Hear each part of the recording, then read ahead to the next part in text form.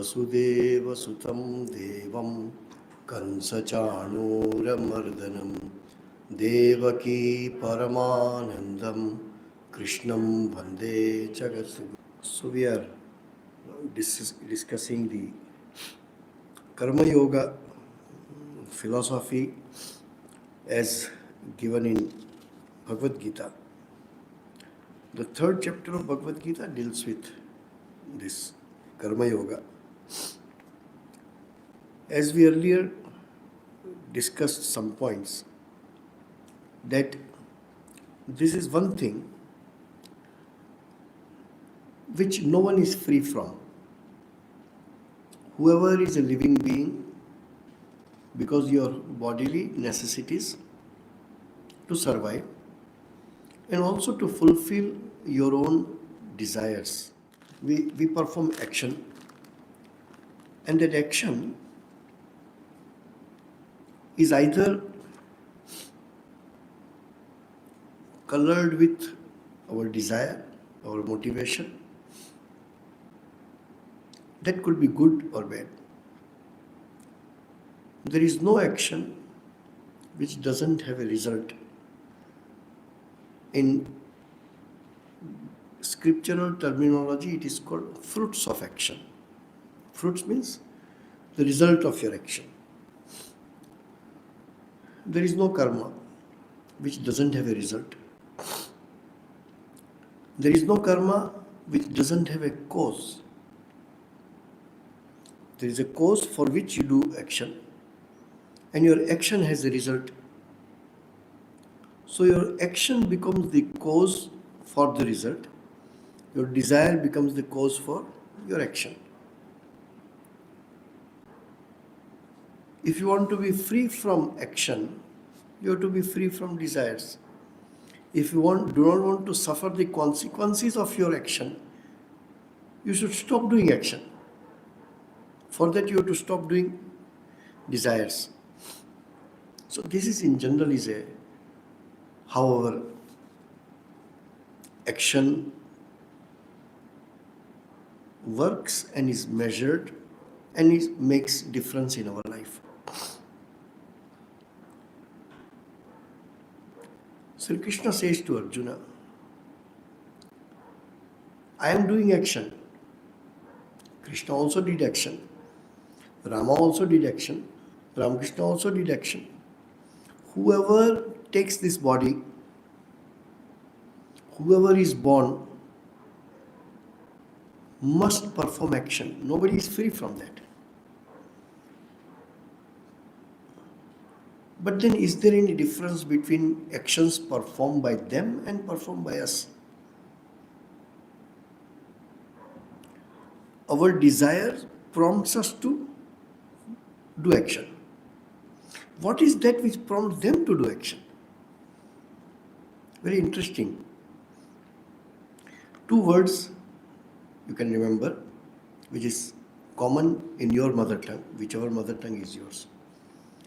One is called karma adhina, one who is subject to action, subject to the effect of the action, adhina. And one is adhisha, karmadhin, karmadhish. For some, karma is under their control. For some, they are under their action. Who are under the result of their action, suffer the consequences like us. One whose desire for action is not in their hand. You must do it. Children, for example, they want to eat something and they will take the whole world on their head. Whether it is a shopping mall or whatever, they don't care. I want means I want. Desire is not under their control. So parents teach them, okay, later I will give you, or whichever way. Same desire arises in the mind of an adult. Immediately your thinking comes, do I have money to buy? Do I really need to buy? Do I buy whether it is okay for me physically? Oh, a lot of sugar, I should not take. your donuts, donuts, one of the high sugar food item, but so popular. There are some shops, I won't advertise, there are some shops, whenever you go, it's a pure donut shop. Whenever you go, morning open, night close, whenever you go, there are 10-15 people in line. Good quality, definitely, that's why. What I am telling is, you see the donut, you want to buy donut. An adult will think in many ways, many directions. Very expensive. I think very sugary, I should avoid it. Child doesn't think that. Child doesn't have a logic. Those adults who do not have a logic, you call them childish. So whenever we perform any action, donut is an example. Whenever we perform any action prompted by our desire, a sane and a conscious mind takes few seconds of time. No hurry. Let me think. Just 30 seconds. Whether I should take, whether I need it, whether I will be able to use it, how long can I use it? And think that it is worth spending money, go for it. It's your money, your desire, who cares? But the result of your action is inevitable. So we suffer the consequences of our result. What about these people? People like Krishna, people like Jesus Christ, people like Buddha, people like Sri Ramakrishna. They also perform action. Do they undergo the same consequences? Every result, if a hot chili, whether you take, I take or Sri Ramakrishna takes, mouth will burn. So remember one thing.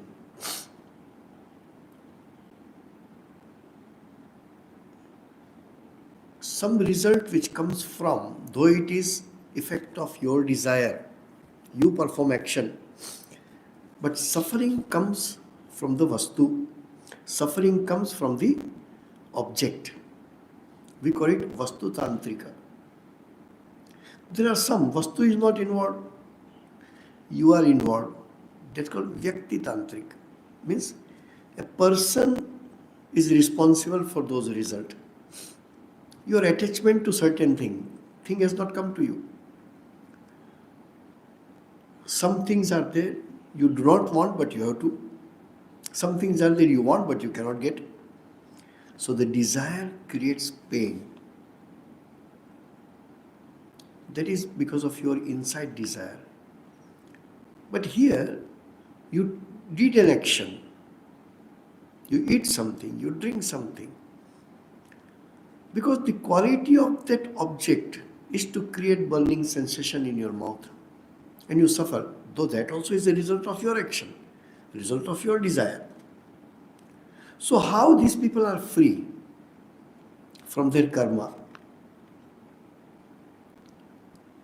The more spiritually we progress, see, all my intention of speaking here or anywhere else last many years is only how this can be useful to my personal spiritual life.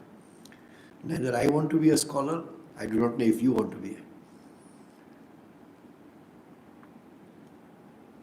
How come they are free? They don't perform out of their desire. I give an example. Holy Mother Sri Sarada Devi, one day she says to her woman companion devotees, one day I saw I am outside my body. I saw the body is filthy. I do not want to enter again. Then I remembered you all. And out of compassion, I again entered. This compassion, what Holy Mother says, is technically known as Loka Sangraha. for the benefit of the people, out of mercy. People take trouble for whom they love. And that level of love, though it is painful, but you are happily ready to take that pain because the person for whom you are ready to take pain, you love those people. You love that person. So you are ready to take that pain. So that is called Loka Sangraha from the standpoint of these divine personalities.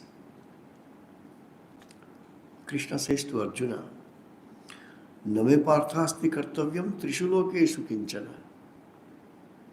Partha, Name kartavyam, I don't have any duty to perform. Trishu lokeshu, in the 3 words, I don't have any action to perform. Means, I don't have any desire which can make me perform any action. I am free from that. Nana vaptam avaptam yam. What is desire? I don't have this, I want to have it. So I work hard to have it. That is called desire and fulfillment of desire. He said, I don't have anything which I need. I don't have anything for which I should desire for. Varta eva cha karmani. But still I am continuously active. This we can understand from 2 standpoints. One is that Krishna says about him, do we individually have anything to do with meaning of these slokas? Can we say we don't have any duty to perform? No, we have so many duties to perform. But there is one part of you, or rather, there is core of you which doesn't have any duty to perform. Till you realize that you are that core, till you feel you are a body, till you feel you are a mind, till you feel you are an intellect, till you feel you are a psychophysical existence, you have desires and you work accordingly. Unless you realize that you are Atman, which doesn't have any desire. Rather, the result of desirelessness is realization of Atman. Then you can say this, I don't have any action to perform. So,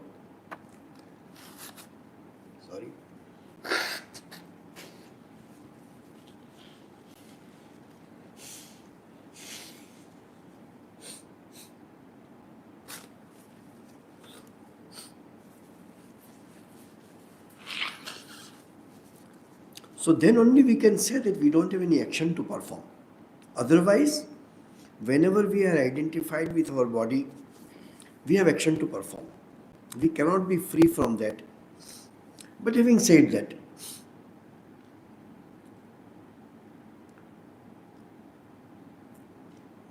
we have desires, as I told earlier, your primary desires are for your survival. Because our attachment with the body. I will use some Sanskrit words which are technically we use in the scripture, so you may be a little familiar with that. It's called jijivisha.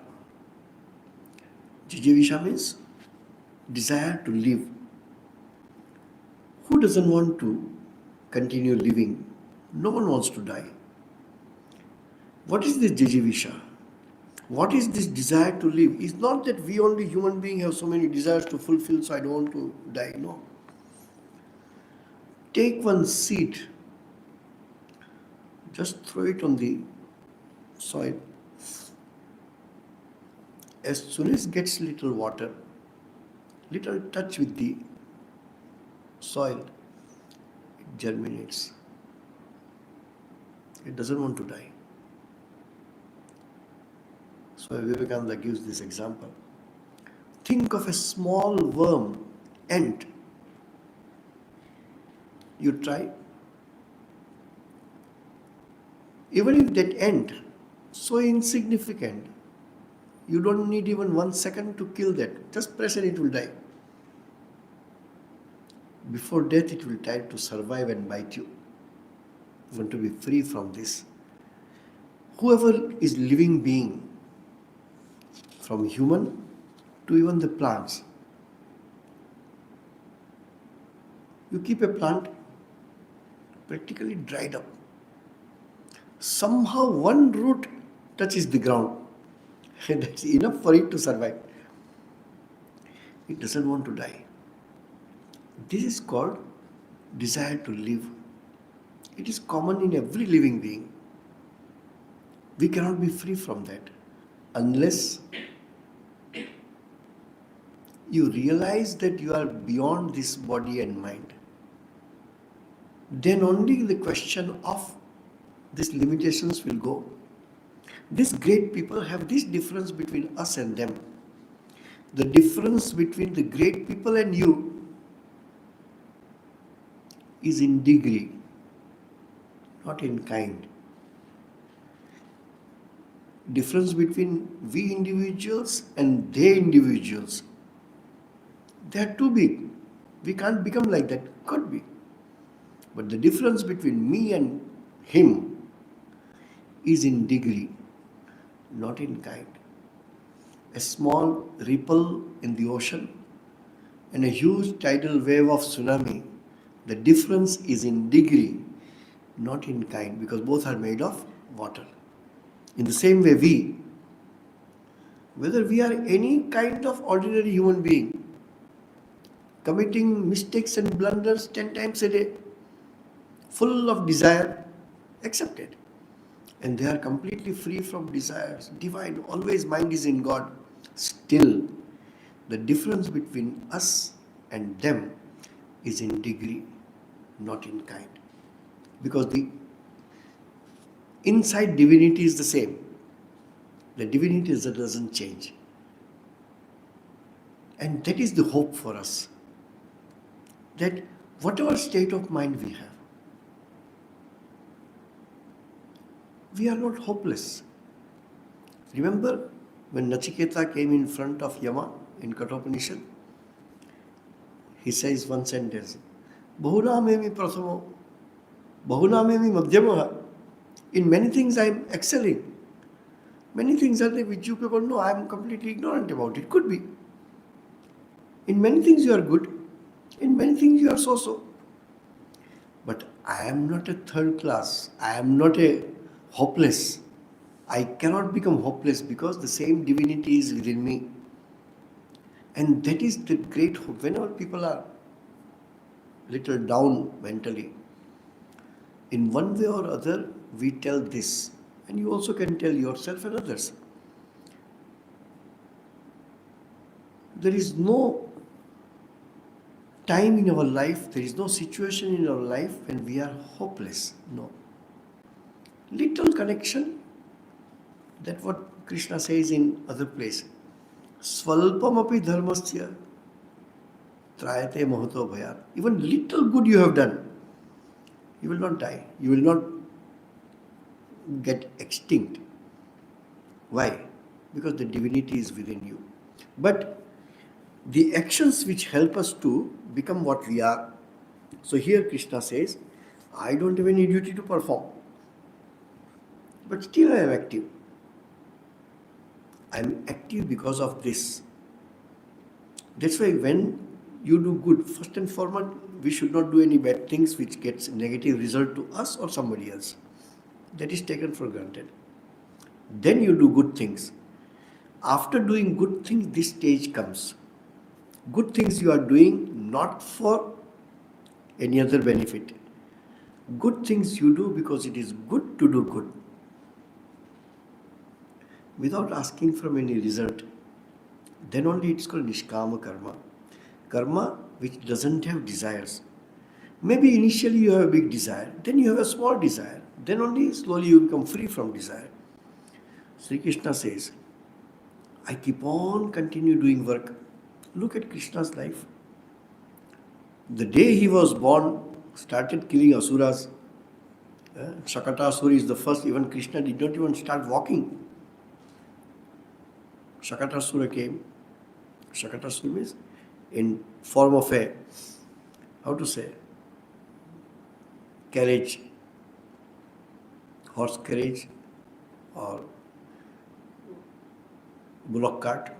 Cart is called Shakata. So the demon came in front of a cart covering Sri Krishna and then collapsing. Krishna gave a kick and Shakatasura is out. He is just born. His duty started he started his karma from there. Till at the end. You know what age Krishna passed away? Any idea? 125 almost. Now you say, all these are stories. No. People used to survive. Now people survive because of good food, avoiding sugar, salt, many things, they survive. And now we say, okay, this is ordinary thing, this is organic. So 2, 3, 4 times. We have 15 years, 20, 30, 40 years before, everything we used to eat was organic. In my childhood, I came to know about urea. Urea was the only chemical. Now there is full of chemicals. So we are spoiling our health. 50 years before, the whole world was eating only organic food. Now a new name came, which I just heard. At the age of 60, I heard the name called millet. Bajra, jowar. We knew from childhood. But now they have to call it millet and different names. You see 15, 20 types of millets.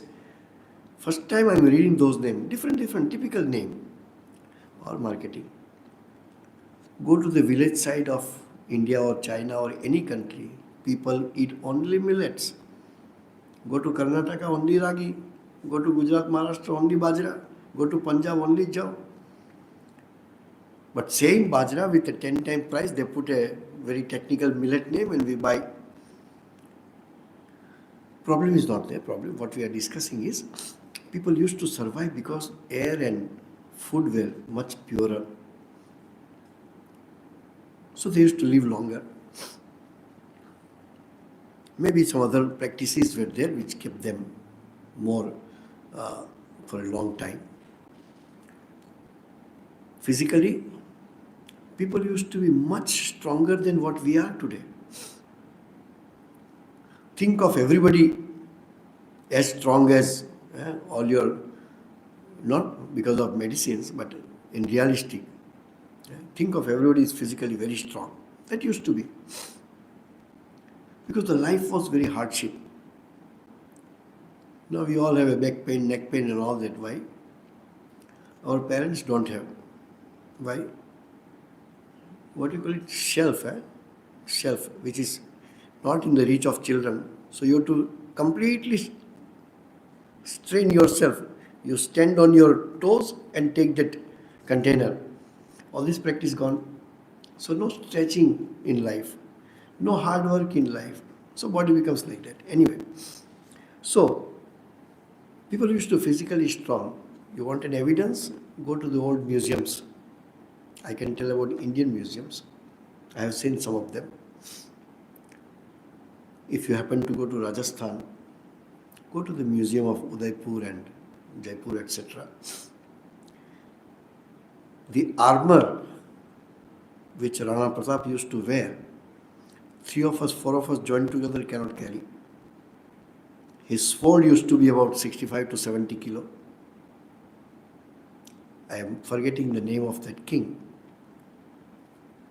His sword, heavy sword, with his power of his hand and the force he applied, think of an enemy coming on horse.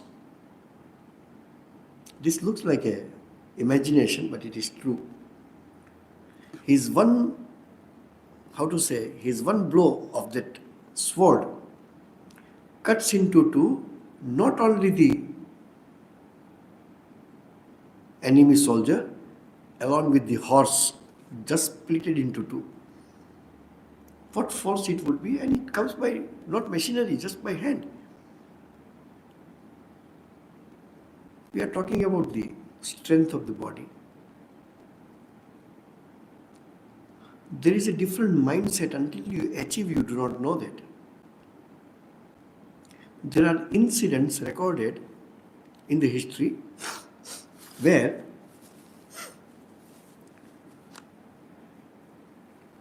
The war is going on. The soldier's head is chopped off with the help of sword. Still he keeps fighting. Only the body doesn't fall from the horse. Of course, it may be for a short period of time, but the momentum continues. These are true facts of our ancestors. Any race, any country, all were like that. So Krishna says, from childhood to death, he kept on doing work. Never became a king. Dwarkadhish for a very short time. He was a kingmaker. He made so many kings. He didn't. So he says, I have nothing to achieve. Krishna did not do anything for his own sake. All these great people of all the religions, whom you call prophets and incarnations, the first thing which is common is they were all selfless. They did for others. They suffered for others. Different religions have a different definition of these prophets and incarnations suffering for others. So he says, I do continuously work, but not prompted by my desire, prompted by doing good to others. Then he says, because if I don't do work, very interesting, if I don't do work and remain inactive, what will happen? People will follow me and say, Krishna also did not do, I also don't do. So I remain active. Here is a lesson for all of us. All of us are junior to some people, senior to some people. All of us are student of somebody, teacher of somebody, in one way or other. Those who are younger to you, those who are next generation, your children or whosoever, unknowingly they learn from you.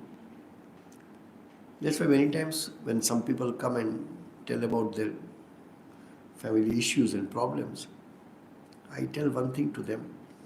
Whatever issues, family issues you have, parents or husband, wife or whatever, nothing should be reflected to the next generation. You do, talk it out, fight it out, whatever you want to do should be in absence of the next generation, because they will learn immediately this negativity and you will lose respect in their eyes. Yes, two individuals may have issues, but you can work it out, talk it out, but not in front of children, because they learn from you. Krishna says here, Yadi hyayam na varteyam, if I don't do work, jatu tishtati akarmakrit. If I become inactive, mama vartmanu vartante, people will follow me because he is a king. People will follow him. In every possible way, people will follow me. Till today, you will find Sri Krishna's example in a very, very negative way is presented to people. Not by anybody else, Hindus themselves. Krishna means immediately a romantic person. God forbid, why it should be so? Swami Vivekananda says in one place, if you have tinge of lust, a fraction of lust, you cannot understand the significance of Rasa Leela. Rasa Leela is not meant for worldly people. Rasa Leela is a philosophy. Let me spend a few minutes in say that. Very interesting. All of you have seen some photos or even the TV serials and all that. The concept of Rasa Leela. What you see?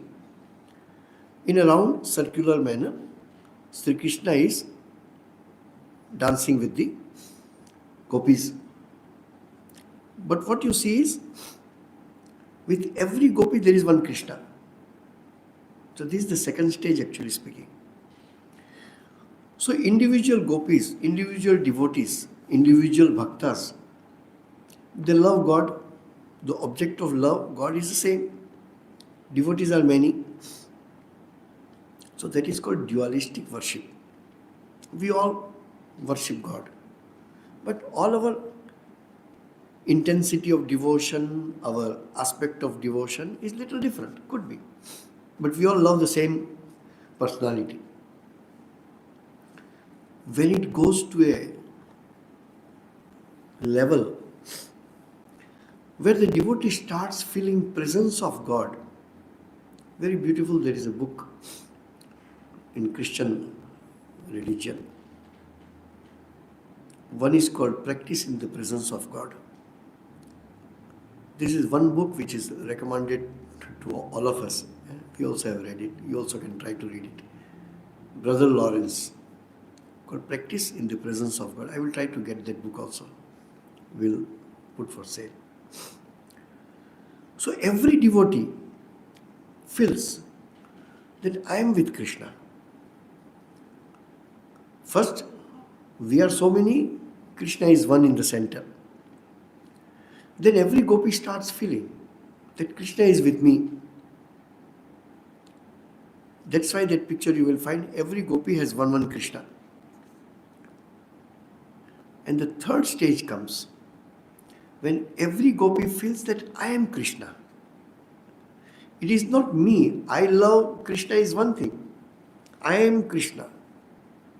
Completely. How do you think that can happen? There is nothing concept of male and female here. The latest example we can give, which we find, this has happened, it is not somebody's imagination. Holy Mother was in Vrindavan after passing away of Sri Ramakrishna. Holy Mother had gone to a small pilgrimage accompanied by Swami Adbhutanandaji, Swami Abhedanandaji, wife of Master Mahashaya, and I think Golap Mahi, if I am not mistaken. So these 5-6 people trip went to Vrindavan and stayed. The house where Holy Mother stayed is called House of Kalababu. That is now mission's property, and a very nice shrine is there where Holy Mother stayed.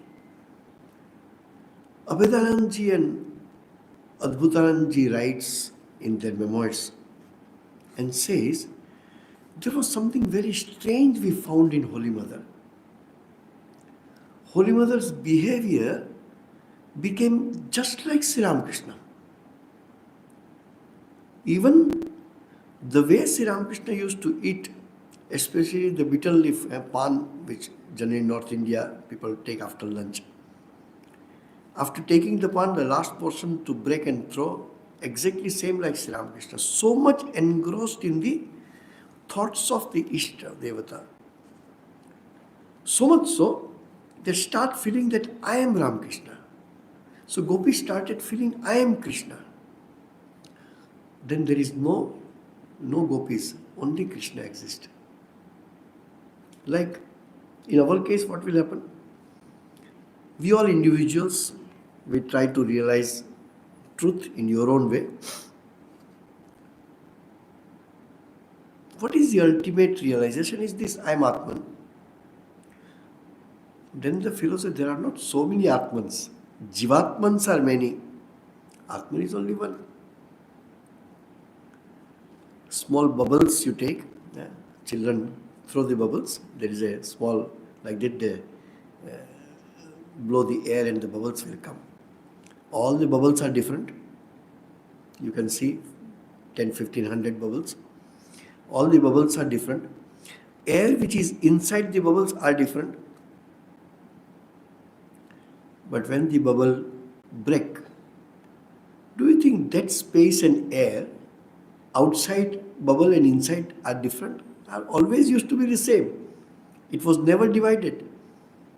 Because of that bubble, which is superimposed on the space and air, gives us a feeling that air and space within the bubble and without the bubble, outside the bubble. It was never differentiated. It was never classified. It was never divided. is because of this bubble. Our ego, I am so and so, you are so and so. This is a bubble. Inside you and outside you, that God remains the same. It doesn't change. Because of our ego is not that ego. Ego is the individuality, the isness. Is, is. I am. That feeling of me as an individual is a bubble. When that bubble will break, that means when you will realize the truth, there is nothing inside you and outside you. It's the same. Atman is only one. There are not many Atman. But now there are many Atman. This Atman is a Jivatman, which different air and space in the bubble. As many bubbles, that many spaces. Actually, space is only one. Air is only one mass. Because of bubbles, it looks many.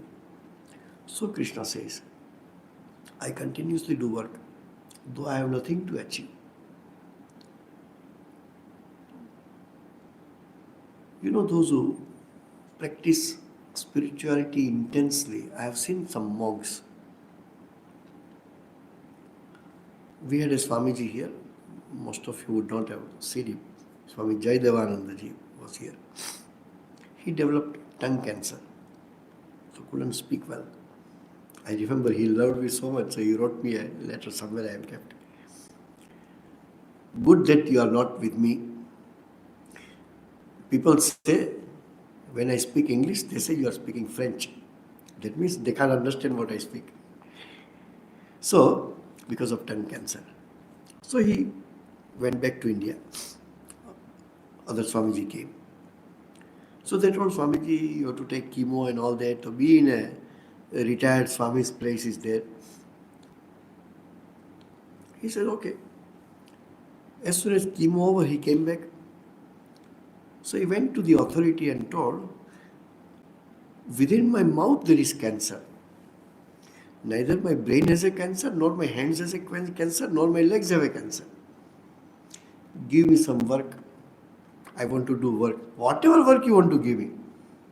With that cancer in mouth, he translated a book, Spiritual Practice, by Swami Ashokananda. That is his last work. Why he should do that? He is not going to get any royalty. He is not going to get any money. No. I don't have any duty to perform. I do it because it is good to do good. Completely good for the sake of good. And he went on doing till the end. So he says, Krishna says here, I don't have any duty to perform, but still I do work. One thing, if I don't do, people will take me as an example. So I keep on doing. But I do just for the sake of work. Work for the sake of work. Not for any desire behind it. Then he said, if people become inactive, one vice in the family, it is very easy for the next generation to pick it up. Unfortunately, some known people, lot of problem in the family. But husband and wife correcting each other doesn't help many times because you don't consider anybody superior or like that. So they come to people like us. Simple bad habit. I say, why you want to do this? You want to do it, go out. Not in front of your wife or your children. You are drinking, I have no duty or a purpose to tell you. You want to drink, it is your life.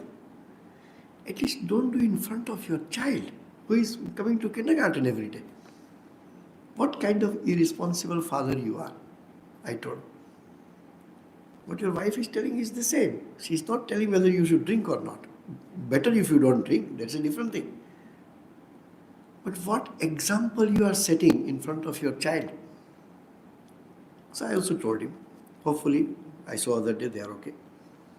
So he says, Krishna says, Utsidet yurime loka na kuryam karma chedaham people will be completely out of their way. There is a word called going astray.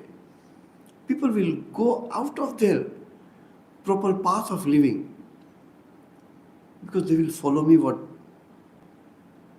if I don't do action, they will do it. And what will happen?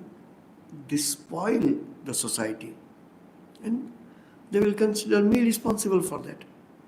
So I keep on doing good work. For example, you don't have any desire to perform. For the sake of children, you have to do it. One person came and told Swamiji, my son's PSLE exam. I said, oh, God bless. No, please bless him. I said, my blessings will not work. What he has studied will work. I wish all the best. Then I asked, does your child study? Yeah, but he doesn't want to study. Doesn't simply 10-15 minutes again want to do something. I said, I'm not interested in what child does. I'm interested in what you people do. In the evenings, what you do? Watch TV. What right you have to tell your child to sit down and study when you are busy in doing something? I know some parents, very, very responsible parents. They know Swamiji's son is in PSLE next year. Now itself, all channels disconnected. Okay, I also study, you also study. You study your books, I study my books. I finished my Bhagavad Gita study. He completed his science or maths or whatever. You sacrifice for your child. That's what Krishna says here. Sakta karmani avidvamso yatha kurvanti bharata. As an ignorant person will do work. Out of what? Desire. A wise person will do the same thing without desire. Very interesting. Well, there is a word for it. It's very challenging. What a person with full of desire does, same duty you perform without any desire. I'm not putting ourselves as any example to follow or something, but we try to do the same. Yesterday we had a big event here, correct? I was just telling to somebody, from 8:30 in the morning to 8:30, then I didn't sit like this. I was completely walking 12 hours. What do you think I get out of it? Any money? No. This we try to follow. Not consciously, because these are principles which are embedded in our mind. Sakta karmani avidvan, so avidvan, ignorant. Yatha kurvanti bharata kuryat vidvan tatha asakta chikirshu loka sangraham. Such a great concept.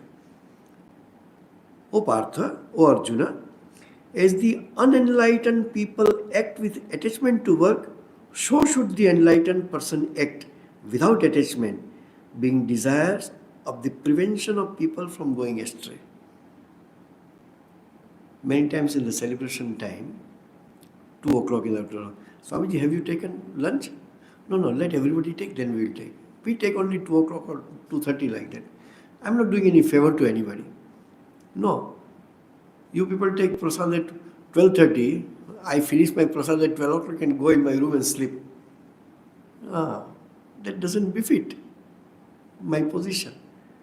We all take after you people take. You people, I'm not telling you in person, but it is general devotees will take. So Krishna says here, what a person would have done, what a desirous person would have done, you do the same, but without any desire. You don't do it for name and fame. What people do for name and fame. Only the purpose is different. Work hard. We have to raise funds. If you have to raise funds for yourself, it's called business. Or you work hard to earn money. Nothing wrong about it. When we work hard for money, it's not money for me personally. No, I don't get anything out of it. So this is the ideal. That's why People want to volunteer. Oh, we also want to work little, not for us, for others. Oh, no, we want to donate something for others. Oh, migrant workers or poor families or something. Why we do this is this. What people do hard work to earn money, more hard work we do to earn money, but without attachment, without it. That money, I have nothing to do with money. But I want to earn for the sake of others. This is the path of God. Means this is the path which the great people have walked in. We also walk on the same path. Hopefully, one day we also become something good for us, spiritual person. No need to have any fame or anything. So when people don't do, there is another concept which Krishna says, which may have to take up next week. Don't confuse people. Very interesting. As I told, all of us are elder to somebody. All of us are younger to somebody. If you are elder, for example, if I tell you, what is there? They don't nothing to do. Don't worry about it. Just renounce and go away. No, but I have wife and children. Forget about wife and children. Hey, don't do this mistake. Sri Krishna says, na buddhi bhedam janayet. Don't create confusion in the mind of people. Ajnanam karma sanginam. Those who are active, though with desires, but don't misguide them. Joshayet sarva karmani. Encourage them to do more and more work. Only tell them to reduce the desire. Nothing to reduce the work. Sometimes some people come and ask us, I have a simple question. Morning to night you people remain busy. What is the difference between you and us? Somebody told me other day also. Somebody, those who are a little close and can take little freedom to talk, they will say, Swamiji, only one difference is there. I got married and you are not married. And you took sannyasa. Morning to night you are busy in doing work. I am also busy in doing. What is the difference? I say, you do for yourself, I don't do for myself. That's all.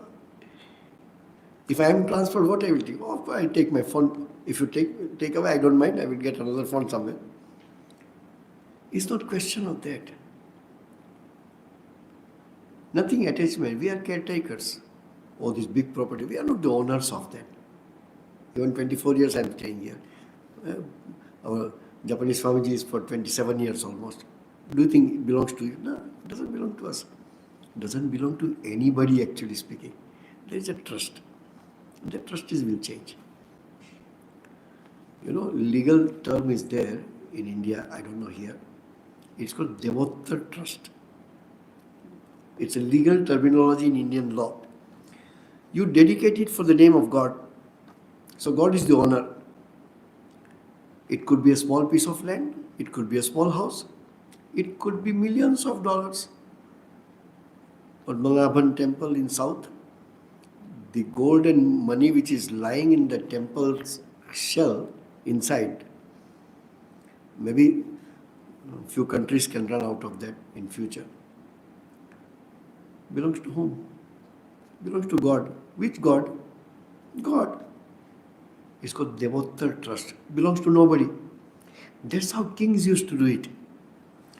Kings used to rule the kingdom. This is the spiritual side of India. Normal king want to enjoy life, everything okay. But the whole kingdom belongs to God. That's why they used to construct temple at the heart of the city. The whole kingdom is his. I run on behalf of him. Like Bharata ruled Ayodhya 14 years in absence of Rama. There is a small incident, then we close. Chhatrapati Shivaji, great man, great talented man.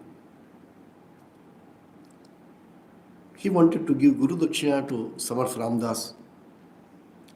So Guru says, give me one thing. Whatever you say, I will give. Give me the whole kingdom. Guruji, what you will do with my kingdom? Give me kingdom, and from tomorrow, on behalf of me, you will run the kingdom. From that day, not a single thought comes in the mind of Shivaji Maharaj that this kingdom belongs to me. He took away the ahankara, this attachment from the disciples' mind. So this is the idea, which are practical ideas we can implement in our way. You don't need to implement the way XYZ and ABC can do it, but definitely these are the ideas which can enrich our life. We shall take it next. Om Shanti Shanti Shanti Hari Om Tat Sat Sri Ramakrishna Arpanamastu.